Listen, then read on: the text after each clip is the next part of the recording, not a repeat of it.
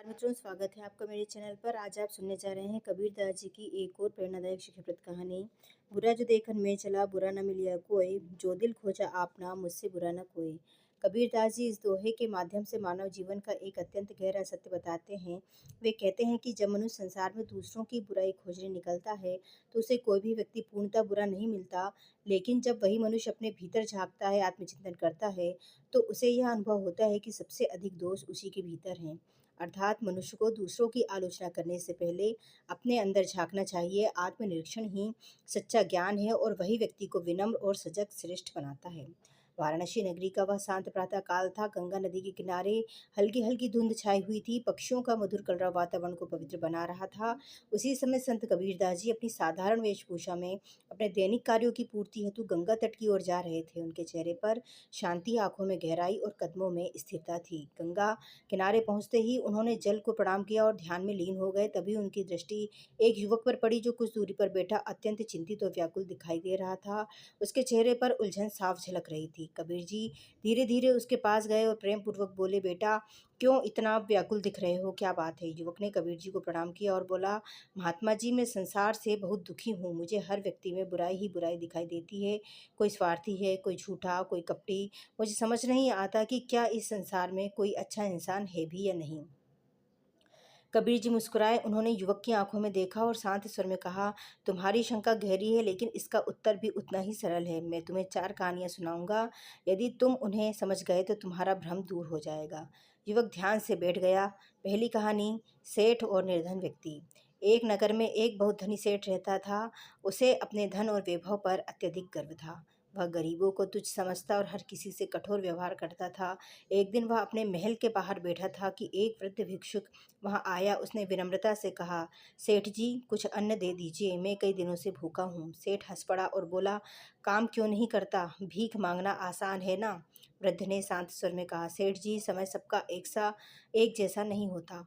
सेठ ने उसे अपमानित कर भगा दिया। कुछ दिनों बाद व्यापार में भारी नुकसान हुआ और वही सेठ कंगाल हो गया। अब वही सेठ दूसरों के दरवाजे पर सहायता मांगने लगा। एक दिन वह उसी वृद्ध के पास पहुंचा। वृद्ध ने उसे पहचान लिया, लेकिन बिना कुछ कहे उसे भोजन कराया और सम्मान दिया। सेठ की आंखों में आंसू आ गए। उसने कहा, आज मुझे समझ आया कि बुराई दूसरों में नहीं, मेरे अहंकार में थी।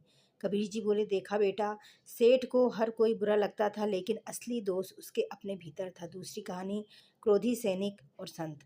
एक राज्य में एक सैनिक था जो बहुत क्रोधी स्वभाव का था। उसे लगता था कि पूरी दुनिया उसके खिलाफ है। वह हर बात पर लड़ाई कर लेता था। एक दिन वह एक संत के पास पहुंचा और बोला, मुझे हर व्यक्ति गलत लगता है। क्या दुनिया में कोई अच्छा है? संत ने उसे एक कटोरा पानी दिया और कहा, इसमें नमक डालो। सैनिक ने नमक डाल दिया। संत ने कहा, अब इसे पीकर बताओ। सैनिक ने चखा और तुरंत थूक दिया, यह तो बड़ा कड़वा है। फिर संत उसे नदी के पास ले गए और वही नमक नदी में डालकर पानी पीने को कहा। सैनिक ने पानी पिया और बोला, यह तो सामान्य है। संत बोले, नमक वही था, लेकिन पात्र बदल गया। तुम्हारा मन छोटा है, इसलिए हर बात कड़वी लगती है। मन को विशाल बनाओ, फिर तुम्हें किसी में बुराई नहीं दिखेगी। तीसरी कहानी, दो मित्र और दर्पण। दो मित्र थे। एक हमेशा दूसरों की बुराई करता था और दूसरा हर किसी में अच्छाई खोजता था। एक दिन दोनों एक साधु के पास गए। साधु ने उन्हें एक एक दर्पण दिया। पहले मित्र ने दर्पण में देखा और बोला, मुझे तो अपने चेहरे पर भी दोष दिख रहे हैं। दूसरे मित्र ने देखा और बोला, मैं तो अपनी आंखों में ईश्वर की झलक देख रहा हूँ। साधु बोले, दर्पण वही है, पर दृष्टि अलग अलग है। जैसा मन होता है वैसा ही संसार दिखता है। चौथी कथा, राजा और आत्मज्ञान। एक राजा था जो अपने राज्य के लोगों से असंतुष्ट रहता था। उसे लगता था कि सभी लोग भ्रष्ट और बुरे हैं। एक दिन एक ज्ञानी संत उसके दरबार में आए। राजा ने अपनी समस्या बताई। संत ने उसे एक सप्ताह के लिए अकेले जंगल में रहने को कहा और कहा, वहां जाकर स्वयं को पहचानो। राजा जंगल में गया। वहां उसे ना कोई दोषी दिखा, ना कोई बुरा। वह अकेला था और धीरे धीरे उसने अपने अंदर झांकना शुरू किया। उसे एहसास हुआ कि उसकी कठोरता, उसका अहंकार और उसका संदेह ही उसकी दृष्टि को दूषित कर रहे थे। जब वह वापस आया तो उसने संत से कहा, मुझे समझ आ गया कि बुराई दूसरों में नहीं, मेरे भीतर थी। चारों कथाएं सुनने के बाद कबीर जी ने युवक की ओर देखा और बोले, अब बताओ क्या समझे? युवक की आंखें नम थी। उसने हाथ जोड़कर कहा, गुरुदेव, अब मुझे समझ आ गया कि मैं ही सबसे अधिक दोषी था। मैं दूसरों में बुराई खोज रहा था, लेकिन कभी अपने भीतर नहीं झाँका। कबीर जी मुस्कुराए और बोले, यही आत्मज्ञान है। जब तुम अपने दोषों को पहचान लोगे, तब संसार तुम्हें सुंदर दिखने लगेगा। युवक ने कबीर जी के चरण स्पर्श किए और एक नए दृष्टिकोण के साथ वहां से चला गया। गंगा का जल शांत था, लेकिन उस दिन एक मन के भीतर उठी अशांति पूरी तरह शांत हो चुकी थी।